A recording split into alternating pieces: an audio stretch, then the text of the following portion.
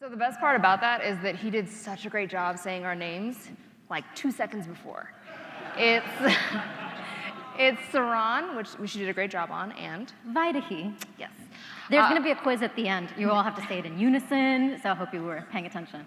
Exactly. Just kidding. Thank you all so much for coming to our closing keynote. Super excited to be here. This is my first time at EmberConf. It is also my first time in Portland. I live here, so. Also excited, though. Also excited, Very excited. yes. Also, I think both of our first times doing a joint keynote.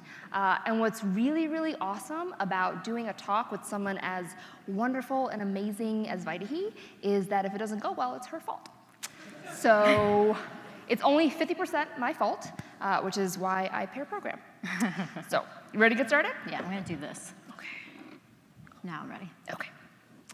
So 4 years ago, when I decided to learn to code, I did it on my own. I spent 12 to 16 hours alone in my apartment. I quit my job. I did all the books and coding tutorials and workshops, and it felt a lot like this. It was sad and lonely and frustrating. It was me versus the computer, and the computer was always right. There were a lot of lows and a few highs, but the highs were high enough that I wanted to keep going, and I did. So around 2 years ago, I was feeling pretty stuck. I was about a year into my first dev job, and I was coding, I was building, but I wasn't really feeling challenged. I wasn't really feeling uncomfortable. So I decided to swing the pendulum to the other side, and I did possibly the most uncomfortable thing that a developer can do. I interviewed for a new job. And I really went for it. I interviewed at places that seemed kind of intimidating and that I thought would push me out of my comfort zone and force me to keep on learning and growing. And towards the end of that interview, I was given a really, really hard question, and I was really excited about it. A few months into learning to code on my own, I decided to apply and got accepted into a boot camp. And all of a sudden, I had 44 other people who understood what that journey felt like. And we high-fived when things worked, and we held each other and cried when they did not, as one does when you code. And finally, I had a group of people who understood both the highs and the lows. And all of a sudden, I was no longer alone. So if you have interviewed for a dev job, you often have a technical section of that interview. And I interviewed at a company that was pretty intense, and it was a very long, like 5-hour interview process. And towards the end of the interview, they ended by giving me a really hard computer science problem that I had never heard about. And I felt a little bit scared, but also I finally felt challenged in a way that I really hadn't felt since I had first started learning how to code. Having that community at that boot camp made the journey so much easier. And having that interview got me excited about coding all over again. But my community cost me $11,000 and 3 months without a salary. And I felt very lucky that I could afford to do that, but a lot of people can't. And the true value of that boot camp was really that community. It was having those 44 other people in that room with me. And I didn't like the fact that if you wanted that type of support system, at least back then, you had to pay a lot of money for it. I wanted to find a cheaper and easier way to connect people. So eventually, that 5-hour-long technical interview came to an end. I hope so. Thank God. And I didn't actually end up getting that job, nor did I end up solving that computer science problem. But I did get something else.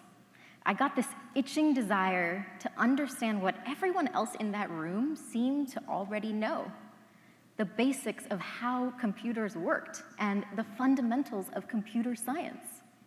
I just didn't like the idea that everyone else in that room knew these building blocks and that I didn't. I really wanted a seat at that table, but without spending all the money and time required to get a CS degree.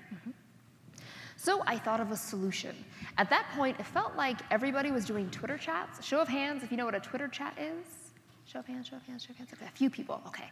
No worries, it's your lucky day. I'm gonna tell you all about it. Oh, I know. Oh, you Sorry. know, that's Yeah. great, that's important. I know. Yes, I would hope that you would know. I know, I've been We've paying done this attention. talk many times.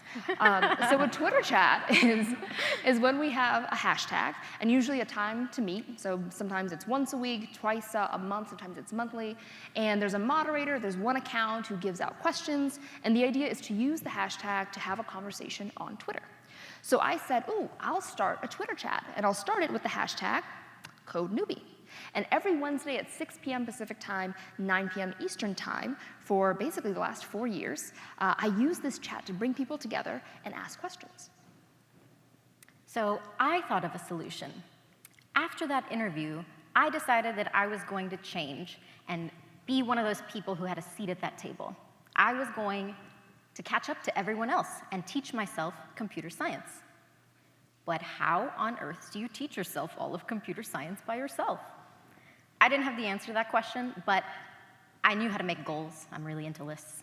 So I decided that I was going to teach myself one topic every week, and I would write about it every week for the whole year.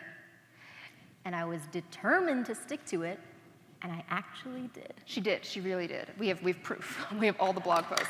Yes, let's do a round of applause for that. Absolutely. And I remember when she tweeted it, she had like this pinned tweet, and she's like, I'm gonna do this series, and I thought, that's cute. We'll see, Vaidehi. We'll see if you actually keep up with it.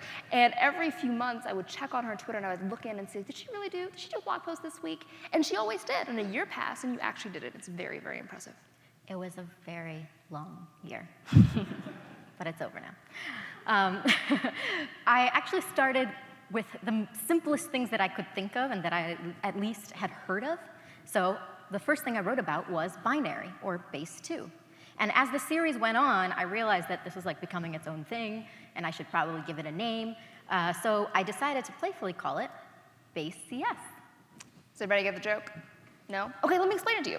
So the joke is that it's pronounced base CS, but it's spelled like basics, like the basics of computer science. It's okay, it took me like a whole year to figure this out. This is the part where I need like, but There you go. There you go. And the only reason that I figured it out is because I was trying to type in a Word document, I was trying to type out base CS, and it kept auto-correcting it. Like the first time autocorrect was useful, and it kept saying like, base CS isn't a thing, and I'm like, it's totally a thing. Like, you should talk to Vaidehi. And it kept changing it to basics. And I was like, why would I want to call it, oh, the basics of, phew. It was amazing. It did take you a while, but you got it. I got there. I did. So that's good. So the Twitter chat, for me, was really just my excuse to bring people together. The real value was in all the conversations and connections that happened. And I hoped that they'd happen, and they did. Over the years, we've had people make friends through the Twitter chat, find mentors, get jobs, all through bringing people together. So wait, there's been a Twitter chat every week, really? Yeah, for the last 4 years, we've done 207.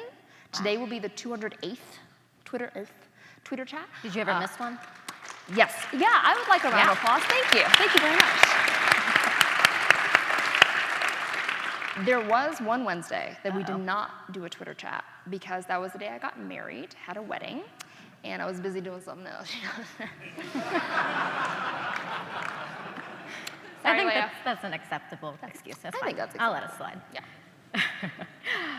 So throughout the year, as I would write the base CS series, I noticed that more and more people were reading. Sure, there were new developers and those with some experience, but there were also people who had PhDs in computer science who were getting value from this series, which was super exciting. And as time went on, I found myself actually engaging with all of these folks around the world. I would answer their questions whenever I could, point them to computer science resources that had been helpful to me, and sometimes I had crazy ideas, like I'll host a live stream where I'll let people watch me write a post. How did that live stream go? It was 1 hour of like me asking myself, like, how does this work? And then Googling and be like, no, wait, how does this work? And how does this work? And then I'm like on Wikipedia and I'm like, oh wait, 25 people are watching me. Oh my God, what do I do? I didn't do another one, I just did the one, so. That answers that question. But I think my favorite part of the whole process and the whole series itself was being able to engage with all the people who were reading and benefiting from it. One of my favorite things that I did was connect with some of the most invested BaseCS readers, and I would actually send them customized, hand-drawn postcards to wherever they were in the world, which is really fun. Yeah, those postcards are beautiful. Absolutely love those. So about 6 months into doing these Twitter chats, I realized that I didn't have a Twitter chat, I had a community. And after a few months, I realized that it wasn't just me who had been struggling to try to teach myself computer science and felt alone the whole time. There were lots of other people just like me. And in our aloneness, or feeling alone, we were actually all together. And I had created a community. I would describe my community as being inclusive. And I feel like we use that word a lot, this idea of like inclusive communities, and I think it's a bit misleading because it makes it sound like you literally want every single person in your community, and the truth is, I don't really want every single person in the community. I wanted to create a space where people who were kind and welcoming and supportive could come in and hang out and support each other. And I didn't want to have, what should we call them? The assholes. I wanted to keep out the assholes. So, Yep, that's the word. right? Yep. Yeah. So Let's keep go out the with assholes. So I did two very intentional things. I created rules, and I became a cheerleader. I never started out thinking that anyone would actually read BaseCS. I mean, sure, it would be cool if they did, and if it helped them, but I wasn't writing it for the masses. I was writing it for the version of myself that wished that that resource had existed when I was trying to learn all these things on my own. And because I didn't have a CS degree, the writing was kind of different than most resources. I tried to make it as friendly as possible, and the writing would never be judgmental or condescending. I never assumed that someone would know what a word meant or how a concept functioned, because I didn't know what it meant or how it functioned. And in trying to make it fun and friendly, I used drawings to try to make it visually appealing. Now, I didn't necessarily have assholes that I was trying to keep out, but there are a lot of gatekeepers in the world of computer science, and a lot of the content can be made inaccessible and kind of guarded in an ivory tower, especially if you don't have a CS degree. So the creative choices that I made in creating BaseCS unintentionally kept a lot of these gatekeepers out of the BaseCS community.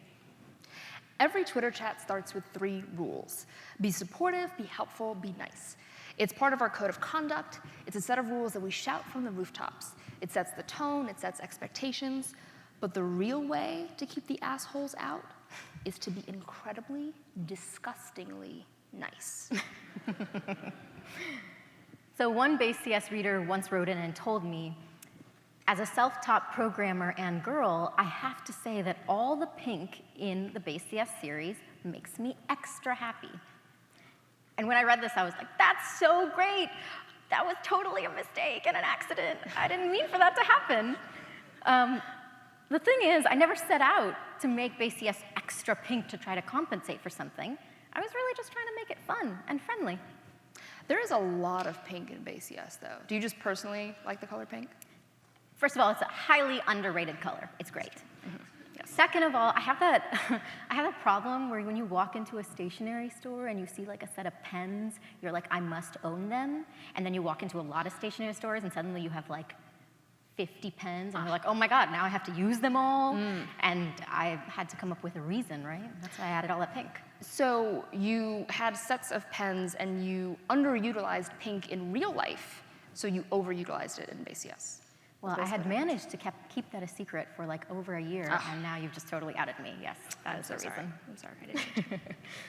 Now, I don't know if I'd say I'm a nice person. I think I'm okay. But when I put on my code newbie hat, I'm your best friend, I'm your coach, I'm your cheerleader. I will fill your feed with exclamation points and hearts and emojis, and a whole lot of affirmations. It's pretty gross. Yeah, it's a bit much. You know, I didn't even realize how bad it was until about 2 years ago when I had my arm thingy. Did I tell you about my arm thingy? No, wait, what arm thing? Let me tell you about this arm thingy. So 2 years ago, I was sitting at home, and I had this terrible, terrible pain in my right shoulder. It got so bad, and over the course of the day, it got worse and worse and worse. And then literally 2 minutes before the Twitter chat started, it got to a point where I was crying and howling in pain. Oh my God. It was pretty bad. It was pretty bad. And my poor husband, where is he? Is he here? Hi, baby, how you doing? You're doing great. So he looked at me and he said, we have to go to the emergency room. We don't know what's happening. We don't know what's wrong with you. And I said, no, it's time for the Twitter chat. And I said, I'm going to dictate, you're going to type, we're going to do this. It's 1 hour, it'll be fine. That's how I talk when I tweet. And so, he's typing, and I'm like, more smileys, more smileys. And like Susie will tweet, like, I made my first pull request. And I'm like, congratulate Susie. And he'll reply back with like, congrats, Susie, with like 1 exclamation point. Like, we don't do that here, okay? 3 exclamation points minimum. There comes a time when you find yourself screaming emojis at the person you love, and you really start to see yourself differently. It was intense. I'm an intense person. Wait, so have you been secretly really annoyed with me, like in our friendship, because I only send 2 exclamation points? You could do better. That's all I'm saying. I love that you have chosen this moment to tell me that in front of everyone. Any opportunity I get, really, to make you a better friend. Okay. I'm just kidding. I love you so much. You're the best. But it's serious work, and it's very intentional.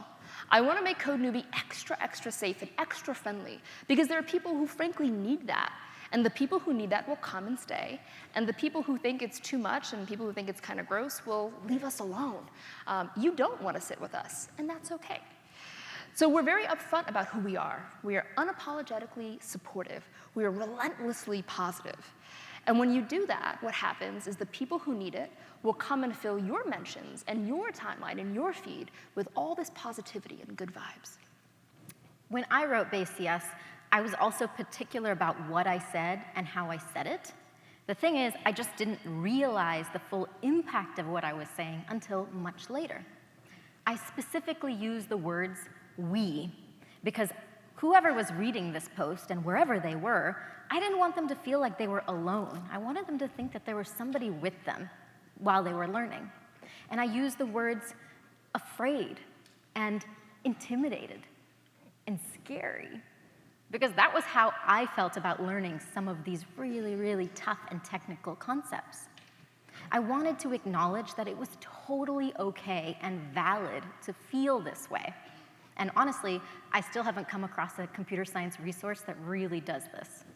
And I think that's what set Base CS apart. It validated all of these feelings, and by acknowledging their existence, it brought this whole group of people to the front of the stage. And by acknowledging their existence, they started to feel seen.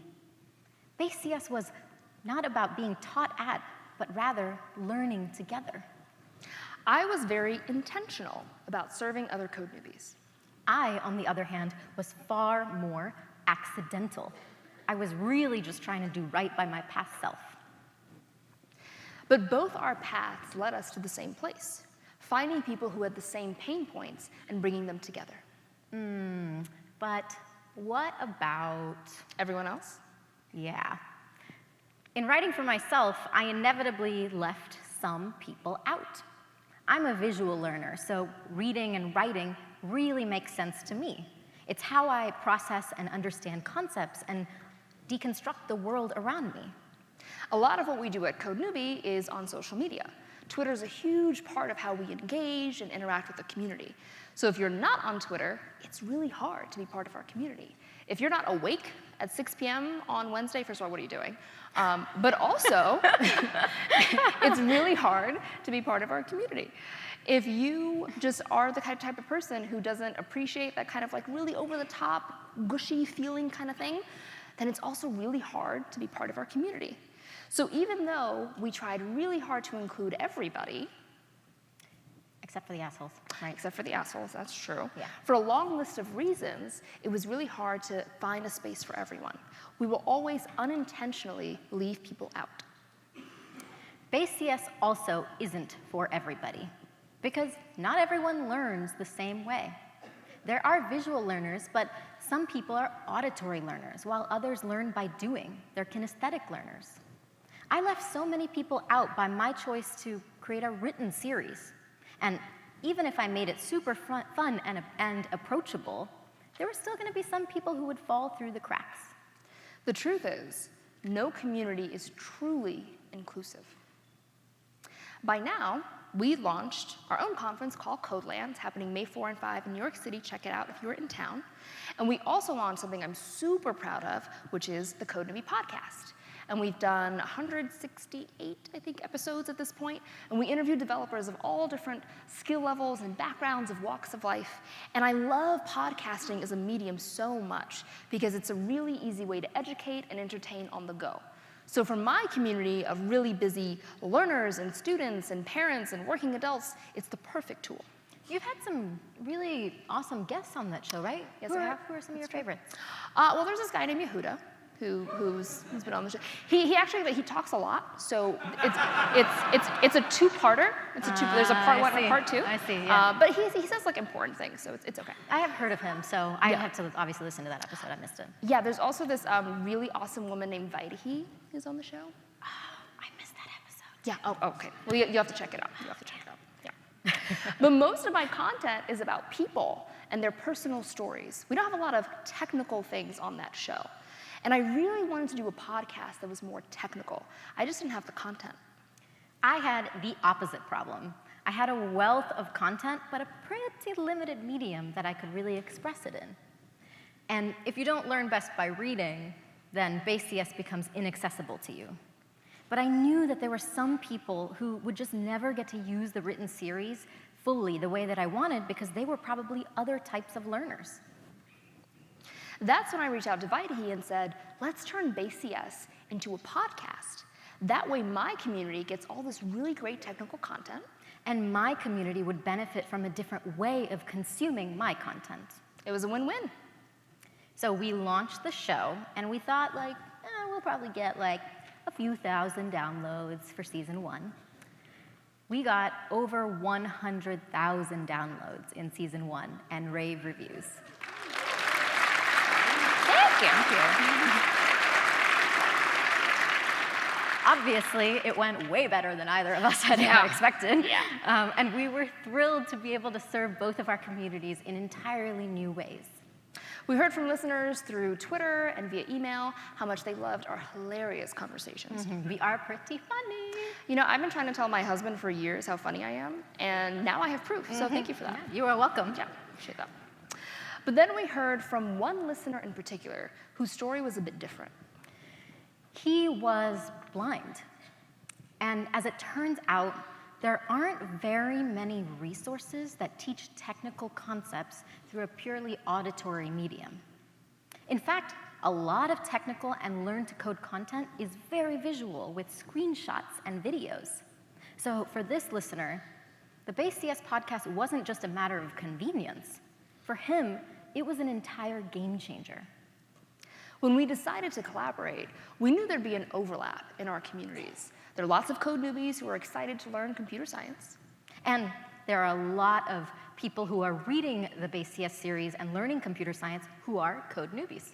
And when we created the podcast, we assumed that most of our audience would be in that intersection. And that was true, but it wasn't the full picture.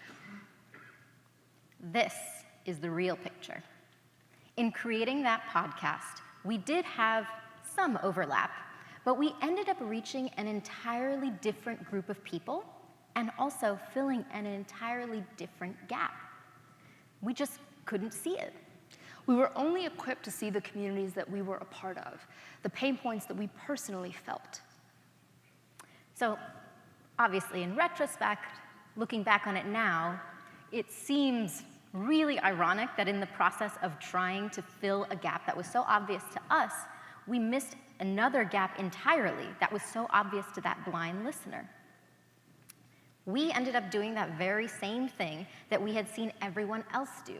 We were so heads down and consumed in filling the gaps and the pain points that we had experienced that we never bothered to look up and see what other pain points there might be in the same space. And now that we both know that this gap is there, it seems so obvious. But if that pretty obvious gap was invisible to both of us until recently, you can't help but wonder, how many other gaps are there that we don't know about? What do you see that we don't? We should all try to think of those gaps, those communities we're not serving, not reaching, not welcoming. It's our responsibility as individuals, and we should take that responsibility seriously. But here's the problem. Expecting a single person to be able to serve everyone is just really unrealistic. We all have our biases, our viewpoints, and even our blind spots. So even when we try to include as many people as we can, we still have to deal with all of those. So what can we do? How can we fill the gaps that we don't even know are there? We can start by empowering the people who can see them, the people who have lived through and experienced firsthand the very pain points and problems that we haven't. And those that we never may be able to. And it's the people with lived experiences who are in the best position to see and address some of these gaps.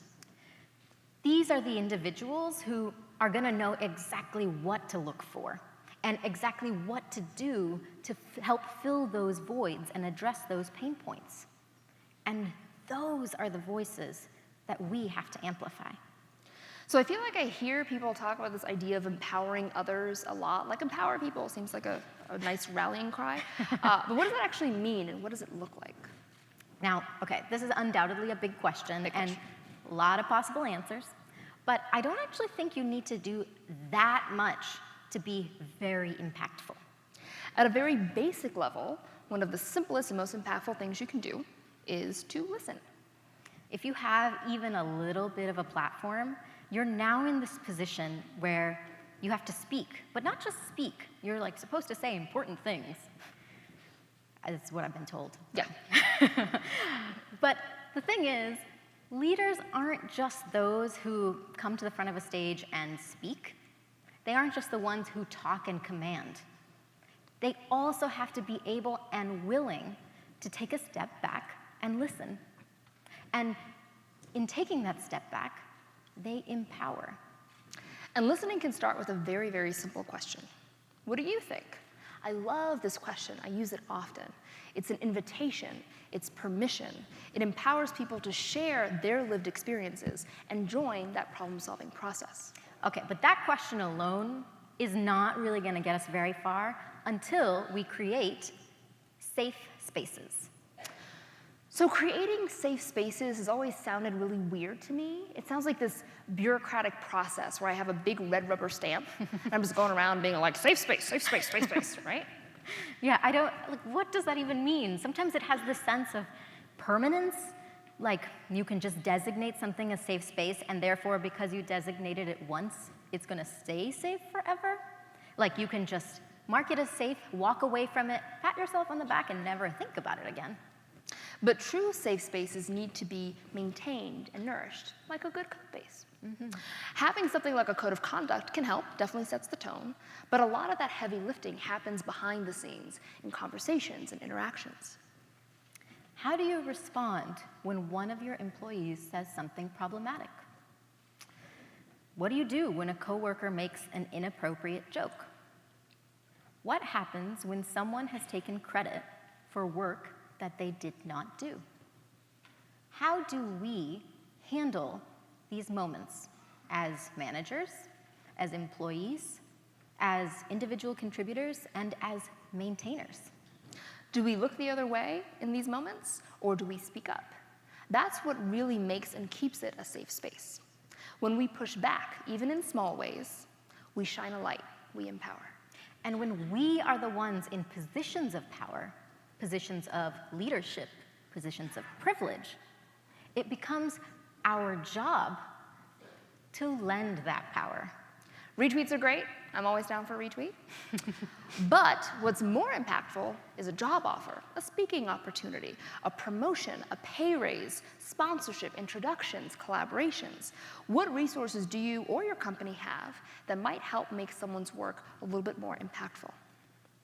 So for a lot more in-depth examples of how you can actually use your privilege, we both highly recommend that you check out Anwan Simmons' talk, Lending Privilege.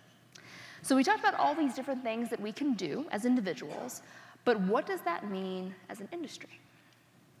Well, when we start to do small things to empower the individuals, we'll start to see pockets of people with a shared problem and pain point begin to find solutions and also find one another. Just like all those people who were struggling to learn the computer science fundamentals. Or learning to code. Those pockets are going to blossom into communities, and that's when we'll start to see true diversity. When people from different backgrounds come together, new and interesting solutions are going to begin to sprout up. There are a lot of flower references in that last one. Look, I know you're coming from San Diego, but it rains a lot here, and I'm really excited for spring, and I had to hold back from putting a bunch of flower emojis. So, okay, thank you for holding back. I really appreciate that. It took a lot of restraint. Yeah.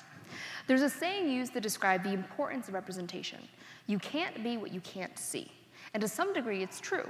It is hard to be what you can't see. It's a lot easier to be the thing that's been modeled for you. But you can still do it. In fact, there are tons of amazing people who have become the very thing that they didn't see. And in doing that, not only did they give us a voice, they gave visibility to so many of us. And in fact, we started the Base CS podcast because we didn't see that in the world. But if you look at this saying and turn it around, it can be misinterpreted as, if I don't see it, it must not exist. And that tends to be a big part of the argument of diversity and inclusion debates. I don't see women coding all day, so there must not be very many women who code well. Or, I don't see very many people of color speak, so there must not be very many good people of color who are good speakers. Instead, I have 3 podcasts, I'm just saying, I speak very well. Instead of the lack of visibility being viewed as a symptom of the problem, it's seen as proof of non-existence. When I first tried to learn computer science after that technical interview, I thought it was just me who didn't know this stuff. And it's because I didn't see anyone else struggling. So I assumed, oh, they must not exist. But in learning it myself, I realized that I wasn't alone. Which is so funny, because when I first saw this idea of the Base CS blog series, I thought, wow, how come no one's done this yet? It seems like such an obvious problem, something I've definitely struggled with.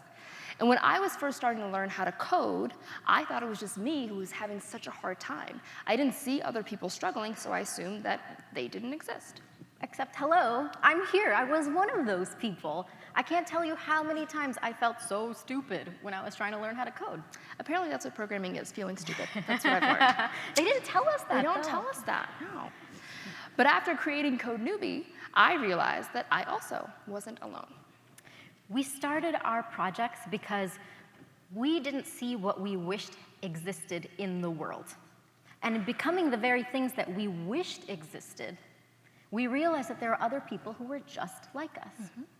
And in stepping to the front of the stage and saying, I exist, we shone a light on everyone else who we thought didn't exist either. So what if instead of thinking, if I don't see them, they must not exist, instead we thought, if I don't see them, maybe it's because they're quietly working in the dark, hoping to one day be visible. Or maybe our ability to see them isn't even what determines whether or not they exist. True. Maybe, just maybe, they've actually been there the whole time, just waiting for enough light to find each other and finally be seen. The end. Thank you. Thank you.